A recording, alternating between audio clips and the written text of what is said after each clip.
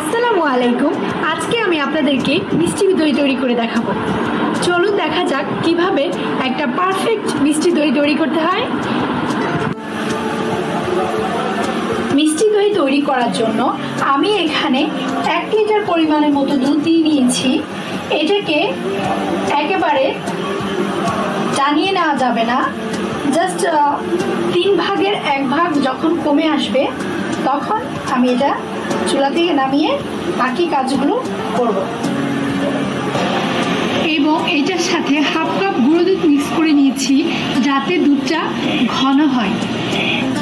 আমার দুধটা আমি 3 ভাগের 2 ভাগ করে নিয়েছি। এখন আমি এটা চুলা থেকে নামিয়ে ফেলবো। এখন আমি এখানে ক্যারামেল তৈরি করে নিব। এর জন্য এখানে আমি 4 টেবিল চামচ চিনি নিয়েছি, তার সাথে 2 টেবিল চামচ পানি নিয়ে নিলাম। তারপর এটা কালার আসা না পর্যন্ত ওয়েট করতে হবে। যখন ক্যারামেলের এরকম কালার চলে আসবে তখন চুলার আঁচটা আমি কমিয়ে দিব।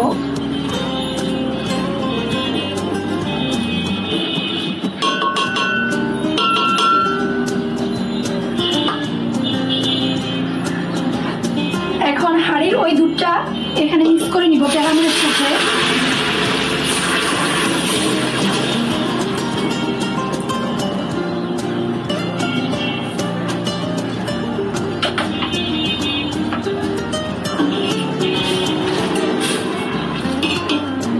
ক্যারামেলটা যদি একটু শক্ত হয়ে গেছে তাতে কোনো সমস্যা নেই। এটা কিছুক্ষণ নাড়াচাড়া করার পরে ক্যারামেলটা দুধের সাথে পুরোপুরি মিক্স হয়ে যাবে এবং সুন্দর একটা কালার চলে আসবে।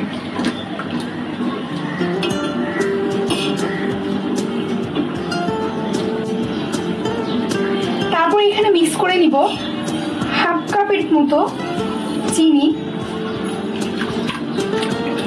চিনিটা আপনারা আপনাদের টেস্টটা বুঝে অ্যাড করে নেবেন।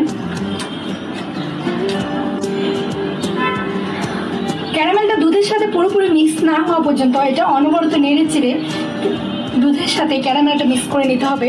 এটা আমার ক্যারামেলটা এখন পুরোপুরি মিক্স হয়ে গেছে এবং দুধের কালারটাও চেঞ্জ হয়ে আসছে। এখন আমি এটাকে চুলা থেকে নামিয়ে নর্মাল হওয়া আসা না পর্যন্ত ওয়েট করতে হবে। একটা আঙ্গুল চুবিয়ে রাখা যায় এরকম টেম্পারেচারে আসলে তখন আমি এখানে টক দই মিক্স করব। আমি এখানে 1 কাপের মতো টক দই নিয়ে নিয়েছি। এই টক দইটা পানির পুরোপুরি না ছড়া পর্যন্ত দুধের সাথে মিক্স করা যাবে না। পুরোপুরি যখন পানিটা পড়ে যাবে ঠিক তখনই এটাকে খুব একটা বাটিতে নিয়ে এরকম একটা হুইস্কির সাহায্যে এটাকে পুরোপুরি খুব ভালো করে ফাটিয়ে নিতে হবে দইটা।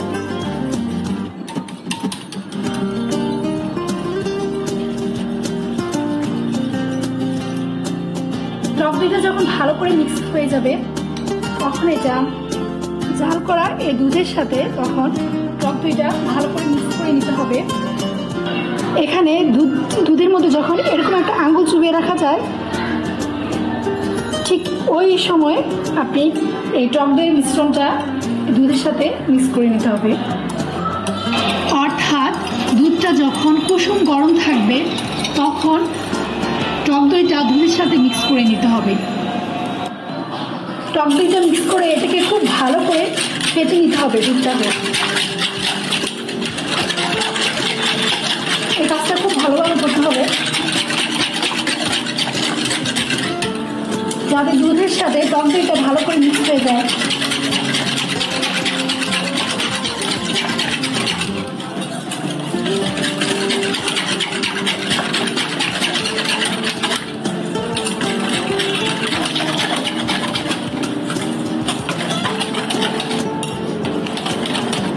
এটা ভালো করে মিক্স হয়ে গেছে আমারটা। আমি এখন যে পাত্রে দইটা বসাবো ওই পাত্রে ঢেলে নিব। আমি এরকম মাটির হাঁড়ি নিয়েছি আজকে দই বসানোর জন্য। আপনারা চাইলে অন্য যে কোনো হাঁড়িতে দইটা বসাতে পারবেন। চুলায় দই বসানোর জন্য আমি এখানে একটা তাওয়াল বসিয়ে কিছুক্ষণ চুলার উপরে রেখে এটা গরম করে নিয়েছি। এখন আমরা দইটা বসিয়ে নিব। দইটা বসানোর জন্য এরকম একটা তাওয়াল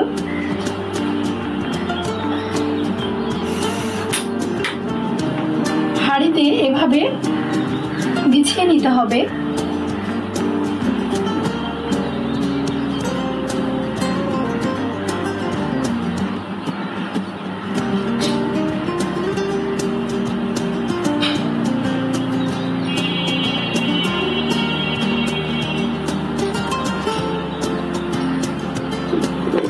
আমি এখন দইয়ের পাত্রটা এটার মাঝখানে বসিয়ে নিব।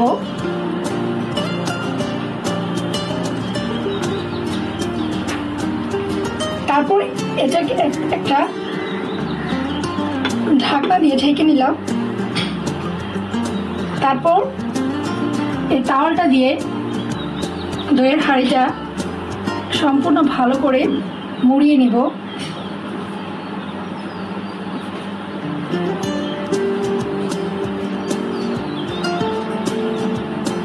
এটাকে খুব ভালো করে মুড়িয়ে নেওয়ার পরে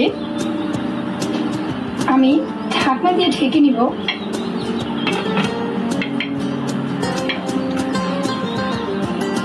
চুলার আঁচটা লোতে রেখে 1 ঘন্টা আমি এটা চুলায় রাখবো। ফিরে আসছি দইটা পুরোপুরি সেট হয়ে যাওয়ার পরে।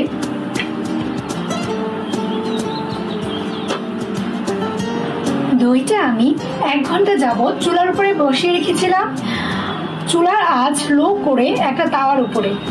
তারপর 1 ঘন্টা পরে চুলাটা বন্ধ করেছিলাম এবং আরো 1 ঘন্টা এটাকে চুলার উপরেই চুলা বন্ধ থাকা অবস্থায় রেখে দিয়েছিলাম পুরোপুরি ঠান্ডা হওয়ার জন্য। এখন এটাকে আমরা চেক করে দেখব।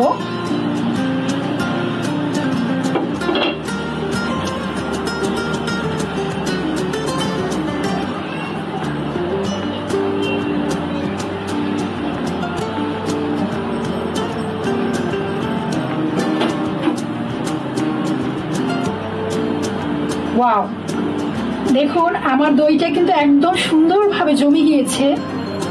এটা এখনো গরম আছে।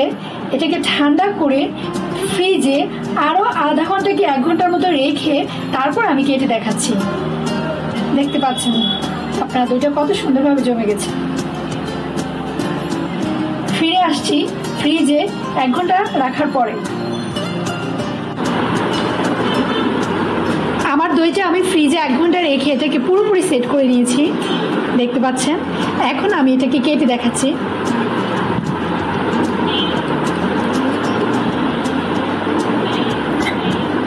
ওয়াও, আপনারা দেখতে পাচ্ছেন আমার মিষ্টি দইটা কতটা পারফেক্ট হয়েছে, একেবারে বাজারের মিষ্টি দইয়ের মতো। আপনারা এভাবে বাসায় ট্রাই করে দেখবেন, আপনাদের দইটাও ঠিক এরকম পারফেক্ট একটা মিষ্টি দই হবে ইনশাল্লাহ। আজকে তাহলে এ পর্যন্তই। ভালো থাকবেন সবাই। আল্লাহ হাফেজ।